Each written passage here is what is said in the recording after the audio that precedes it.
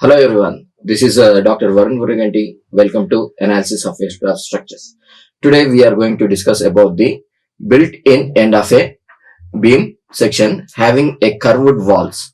In previous section we have discussed about the straight walls, that is built-in sections with a straight walls.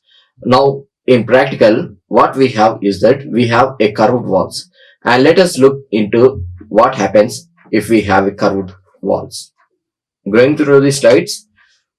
Okay, when you look clearly into this geometry, and the point 2 to 3 is a curved section, say of radius r, and this r is making an angle of phi, and the shear flow along this is 2 3 is given as q23, and now this point is making an angle phi with respect to vertical, and this psi is measured along this length. Okay, let T be the thickness which is uniform along this cross section, and Sx and Sy is the shear force which is acting along the direction of x. This is x direction and this is y direction. Okay, once again, when you look into this geometry, this is the x-axis and this is the y-axis, and phi is the angle. This is the phi is the angle made by the point. This is the point, and this phi is the angle which is measured with respect to the axis. And now Q23 is the shear flow which is existing in the curved wall of 2 3, and let us look into this.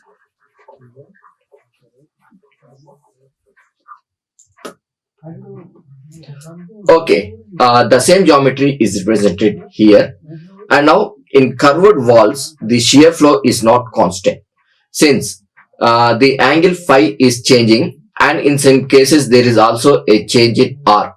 But right now in our geometry the r is constant, but both the p and psi generally varies. This is the case which happens in a curved walls, and we have already discussed that p and r are geometry dependent. And now when you look into the wall 2 3, what we can write is that p equal to r, and phi, the angle phi is given as 180 plus phi. This can be obtained like this. When you draw a straight line like here, and this angle, and what you observe here is that this angle is equal to the angle, this phi, say phi. And finally what we can write is phi equal to 180 plus phi. This is purely of geometry, and what we know is that Q23 can be written as GT, where G is the rigidity modulus, T is the thickness, and now what we can write is R d theta by dz minus cos phi du by dz minus sin phi dv by dz. This need to be remembered, and we are going to use the following formula in our calculations. And now the force which is acting in x direction is given as 0 to pi, that is 0 to pi q23 cos phi r dr. This is the force which is acting along the x-axis, and similarly y-axis, sorry, this is y, is given as 0 to pi q23 sin phi dr. We have resolved the forces along the direction of x and y. Ultimately what we need to know is that the moment which is acting m is given as integral 0 to pi q23 r squared dr. If we know the force and the moment, then we can solve the equilibrium equations. Okay, let us look into the numerical problem. Okay, here this is the problem. Determine the shear flow distribution. That is Q 1 4 1 2 2 3 and 3 4 at a built-in end of a beam whose cross section is shown in figure. This is the cross section which they have given. All the walls have the same thickness T and the shear modulus G, and R is given as 200 mm. This is what information we got. One is the G and T is constant, and here the value of G and T is not given. And from the geometry, what it is given is R equal to 200 mm. And this section is subjected to a vertical shear force of 200 kilonewtons. This is what we can look from the geometry. Okay.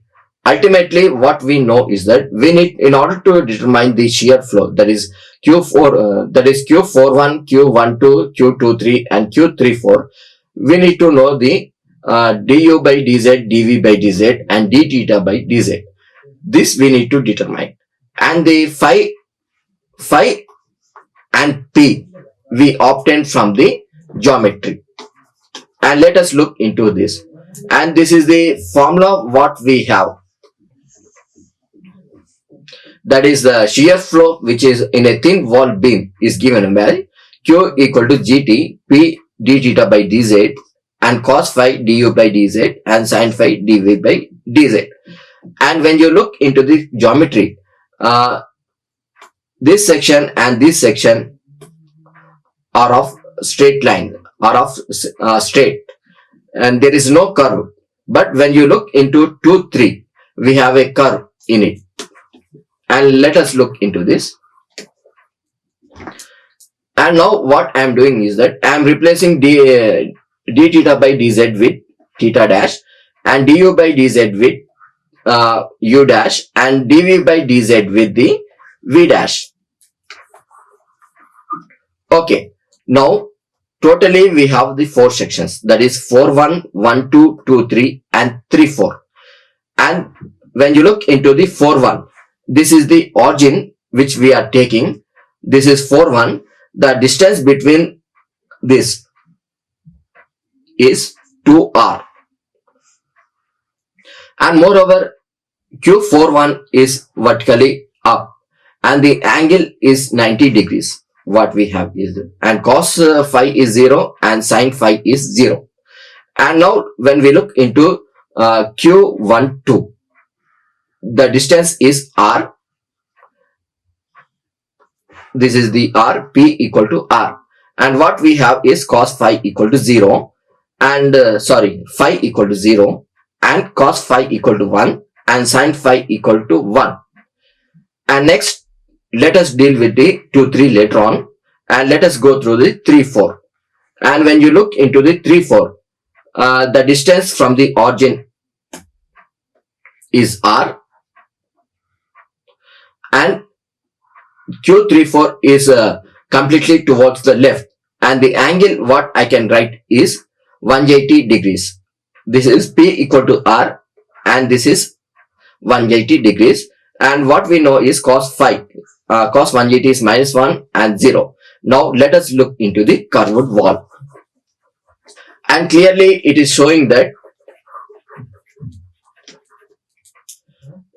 when you draw a tangent at any point, say this tangent is making an angle phi with respect to the vertical, and what we can write is that phi equal to 180 degrees. When you clearly look into this sign convention, here we have taken it as 180 phi is equal to 180 plus phi, if this is a convention. And now our geometry is in reverse direction, that is the Q is completely towards right down, and what I can say is that phi equal to minus phi, and cos phi is cos of minus phi is cos phi, sin of minus phi is minus phi. Okay, and what we know is the value of R. And now what we have is Q is equal to GT, and now P theta dash plus U dash cos phi, let us say phi, plus V dash sin phi. Okay, now the shear flow Q41 here. When you look into this, P is given as minus R because it is completely towards the left. This direction is positive and this direction is negative. Okay, minus 2 R theta dash, and now cos phi is 0 and there is no U dash component and there is only a V dash component. The sin phi is 1. And now let us look into Q12, and GT is constant for a section, for entire section, and what we have is cos phi is 1 and P is R. What we have is minus R theta dash plus U dash, and you can correlate this this table with this formula. And now looking into Q34, GT is already constant. What we have is P equal to R, that is towards the negative down it is minus R theta dash minus U dash because cos 180 is minus 1. Now looking into this one,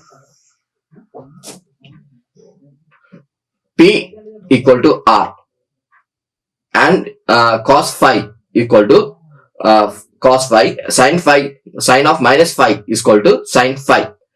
When we substitute all the values in the following formula, what we get is the following equations. Now we have a shear flow equations, not complete shear flow equation. That shear flow equations are expressed in terms of theta dash, U dash and V dash. Once if we know these values, then we can identify the shear flow and each and every section of our geometry. And for that, what we need to know is that first we need to look into the geometry and identify the symmetry. When we look into the geometry, what we can obtain is Q12 is equal to Q34. That is, whatever the shear flow which is existing at this point is equal to the shear flow which is existing in this element. That is, we can write that Q12 equal to Q34. This is from the geometry.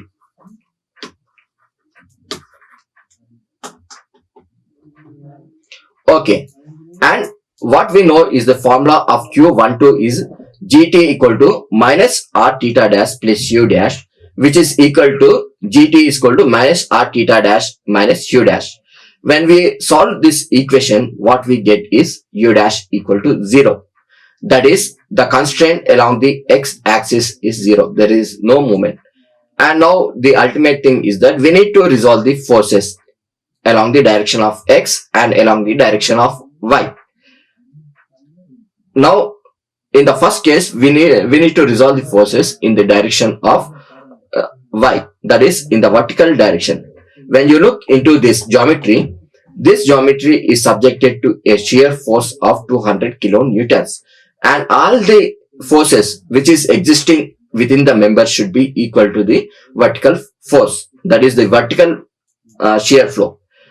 And let us look into the elements which are contributing to the vertical shear force.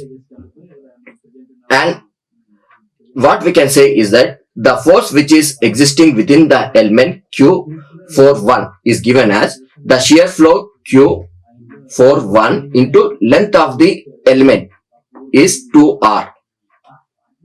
This is the magnitude of the force which is existing in the element 41. And let us look into the now let us draw this. This is our axis.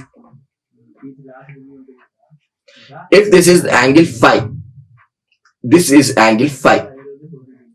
Okay, and now when we recollect this formula, that is f of y integral 0 to 2 3 q23 sine phi r dr. We are going to use these following formulas now to evaluate the force which is existing in the curved section. Okay, and now when you look into this, the q23 is directed vertically downwards, and what we can write directly is integral 0 to pi q23 sine phi r dr. R is the radius and d phi is the angle, and this entire is equal to the vertical shear force. And now after simplification, what we get is the following formula. This is an algebraic simplification, no need for explanation, and let us go ahead. Now we are going to substitute the values of q41 and q23 which we have derived previously. That is given here. The q23 is given by this formula, and q41, q23 and q41. Directly I am substituting these two values in this, and what we get is the following equation. Now when you clearly look into this, these are all integrations and algebraics. Finally we end up with this following formula. Here when you clearly look into this, 2gt into minus 2r theta dash plus v dash, and under the integral sign what we have is gt minus r theta dash plus u dash cos phi minus v dash sin phi into sin phi. Here the sin phi is contributing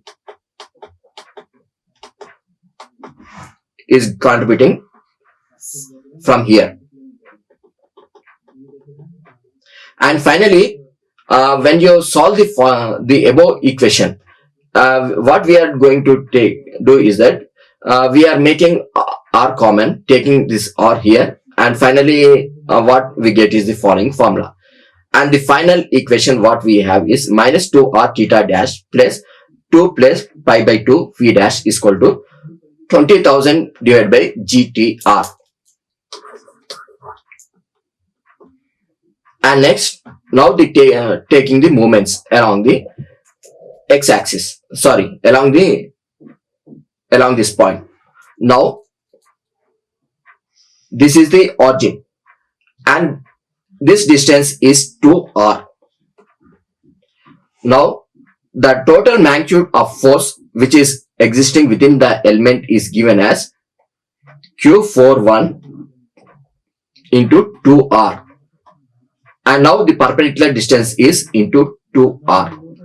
This is what we get the moment from q41.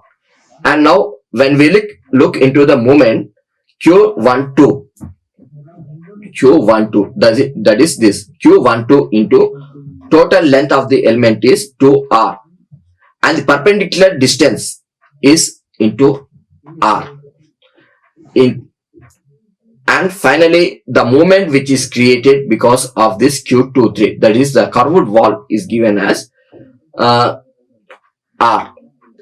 This is the r is the perpendicular distance into integral 0 to pi q23 into r d phi. And finally when you look into the moment contribution, there is also the moment contribution from the section 3-4. That what I can write is that q34 into the total distance is 2r, that is total length. This is the magnitude of force which is existing in 3-4, and now this is the perpendicular distance is into r. This is equal to the total moment which is produced because of this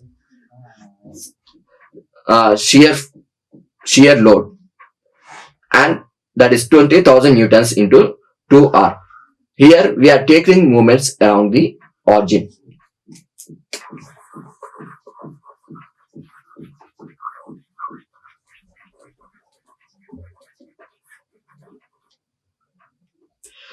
Finally, when we solve the above equation will be reduced as follows. That is 4q1 is plus q12 plus 1 by 2 integral 0 to pi q23 d phi. This is contribution from the curved section plus q34 equal to 20,000 divided by r. And now when we substitute the values of q41 and q12, q23 and q34 and these values which we have discussed previously here, all the 4 values, and make sure that remember this is from symmetry. And finally what we get is the equation is reduced to the following formula after substitution of the values of q41 and 1 2 2 3 and 3 4. And finally when we solve this equation, it is purely an algebraic simplification. You can try it by yourself. What we get is the following formula as minus 6 pi by 2 r theta dash minus v dash is equal to 20,000 divided by gtr. These are the values which we got. Here u dash, since u dash is 0, when we solve these two equations, what we get is v dash equal to so and so and theta dash equal to so and so equation. And finally what we know is u dash equal to 0. When we substitute these 3 values in the above equation in the following equation, and when we substitute r equal to 200, we get the shear flow q41, q21, q23, q34.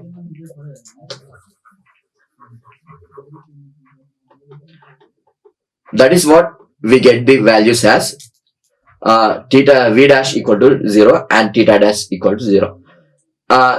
If we determine u dash, v dash and theta dash, 99% of our problem is complete. And I would like to review the methodology which we have followed. First, what we need to do is that we need to look into geometry and identify the symmetry. If it is a symmetry about x-axis, what we confirm is that u dash equal to 0. You can verify it later on. If it is symmetric about the y-axis, then v dash equal to 0. This we need to remember. First thing, look into the geometry.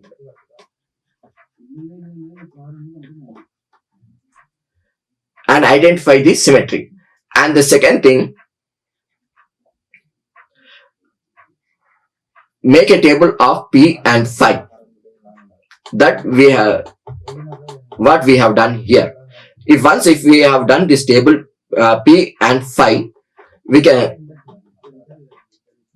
now 3 make a force balance, that is fx comma fy, and also the moment balance, moment m. 4. Now solve for u dash, v dash and theta dash. Finally what we get is q 1 2 2 3 whatever might be. This is the procedure which we need to go while solving these problems. Finally, thank you very much. Like, share and subscribe. Hit the bell icon for more updates.